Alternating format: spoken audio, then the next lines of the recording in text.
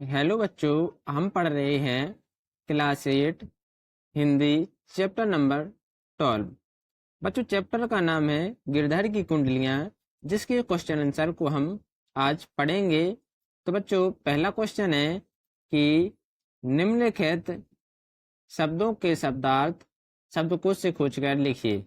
तो बच्चों, ये हमारे सामने शब्दार्थ हैं, जैसे कि दौलत संपत्ति, ठाव स्थान यानी स्थिर, पाहुनी अतिथि या मेहमान जिसे कहते हैं, निदान यानी अंत में, या कारण उपचार, या निस यानी रात, अभिमान यानी घमंड।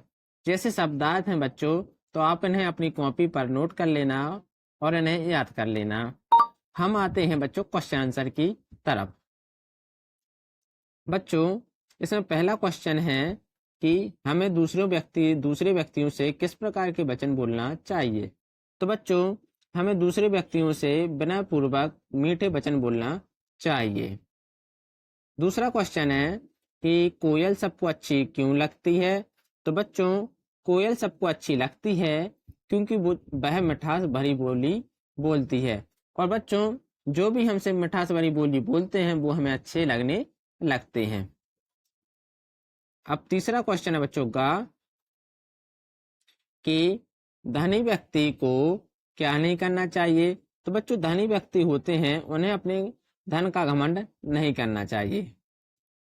ठीक है ना बच्चों। अब है गा क्वेश्चन कि गुण के ग्राहक से आशय क्या है। तो बच्चों, गुण गुण के ग्राहक से आशा है बच्चों की गुण अच्छी बात या लाभकारी वस्तु के ग्रहण करने वाले सभी होते हैं। जो वस्तु लाभकारी और अच्छी होती है उनको तो सभी ग्रहण करते हैं, लेकिन जो गुण रहित खराब या अलाभकारी वस्तु होती है उसे कोई भी स्वीकार नहीं करता है। इस प्रकार से बच्चों, गुण के ग्राहक से यही हमारा अभिप्राय है। अब है डा क्वेश्चन कि बीती ताही कहकर कवि ने क्या सलाह दी है। तो बच्चों, कवि ने सलाह दी है कि जो बात घटना घट चुकी है उसे भुला देना ही उचित है। इससे आगे सोच समझकर व्यवहार हमें करना चाहिए। यानी कि बच्चों, जो घटना पास्ट में या भूतकाल में घट गई हैं उन्हें हमें सोचना नहीं चाहिए, क्योंकि उन्हें हम सोचकर क्या करेंगे, हम पछताते रहेंगे और हम अपने भविष्य में आगे नहीं बढ़ सकते। इसलिए हमें बच्चों आगे ही की सोच रखना चाहिए। अब है बच्चों क्वेश्चन नंबर 3 है कि इन्हें विस्तार वाले क्वेश्चन आंसर में लिखना है। बच्चों, पहला है इसमें कि धन पाकर हमें अभिमान क्यों नहीं करना चाहिए। तो बच्चों, धन पाकर हमें अभिमान नहीं करना चाहिए, क्योंकि धन तो चंचल है, कभी धन आता है तो कभी हमारा चला जाता है।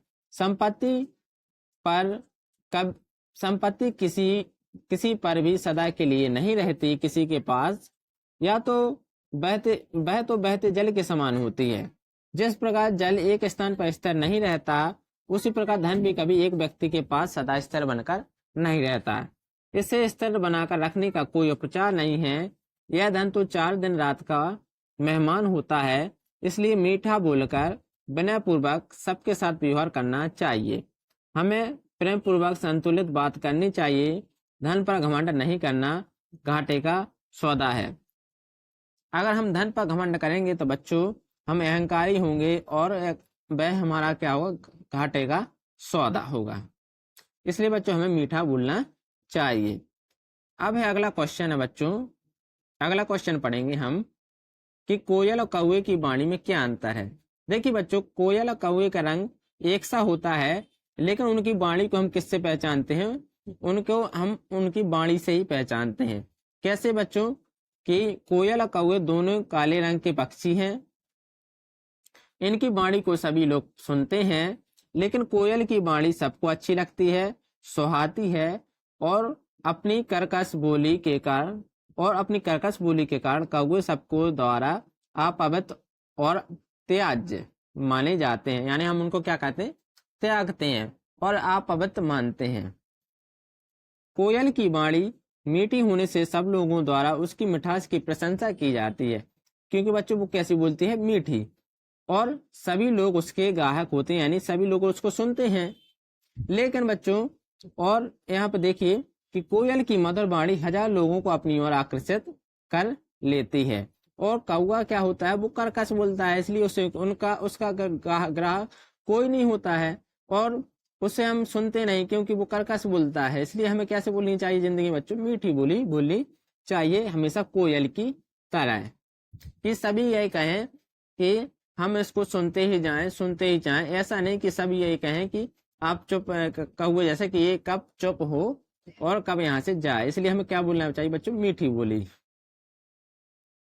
अब है बच्चों अगला क्वेश्चन कि बीती बातों को भुलाने से क्या लाभ है या क्या हानि है। तो बच्चों हम पढ़ेंगे कि बीती बातों को भुलाने से ही लाभ है, क्योंकि भविष्य में लाभ होने की बात तो ठीक तरह से सोच समझ लेने से घटित घटना को भुला देने में ही भलाई है। यानी बच्चों जो घट गई है घटना, उसे भुला देने में ही भलाई है।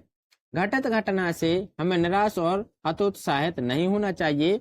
आगे के कार्य को सोच समझकर मन लगाकर करना चाहिए। यानी जो घटना घट गई है, अब हमें उसको सोचना है और समझना है, और आगे से ऐसी हमें घटना या ऐसी कोई चीज है वो नहीं करना चाहिए। फिर भी जो आसानी से हो सके उसे करना चाहिए।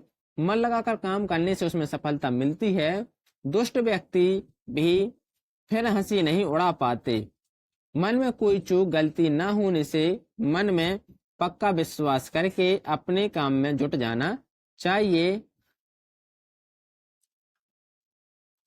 इससे भविष्य में सफलता मिलती है, भविष्य में सुख प्राप्ति की आशा होती है। अतः जो घटना बीत गई है या घट चुकी है उसे भुला देना में ही हमारा लाभ है।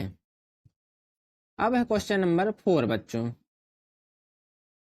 कि लोक व्यवहार की बातें इन कुंडलियों में है, उदाहरण देकर समझाइए। किस प्रकार बच्चों लोक व्यवहार की बातें कुंडलियों में आती हैं, हम उन्हें देखेंगे। तो बच्चों पहला है कि किसी भी व्यक्ति को अपने धन पर घमंड सपने में भी नहीं करना चाहिए। यह धन कभी आता है तो कभी चला जाता है। हमें मीठे वचन बोलना चाहिए। मधुर व्यवहार से और बिना पूर्वक बोलने से हमें संसार में यश की प्राप्ति होती है। जो लोग घमंड रहित होकर मधुर वाणी बोलकर व्यवहार नहीं करते, वे निश्चय ही घाटे का सौदा प्राप्त करते हैं। तीसरा है बच्चों कि धन का घमंड उचित नहीं है, क्योंकि धन सदा किसी के पास नहीं रहता। द्रष्टव्य है, इसमें है उदाहरण बच्चों कि दौलत पाए न कीजिए सपने में अभिमान, मीठे वचन सुनाए बिना सभी सो कीजिए।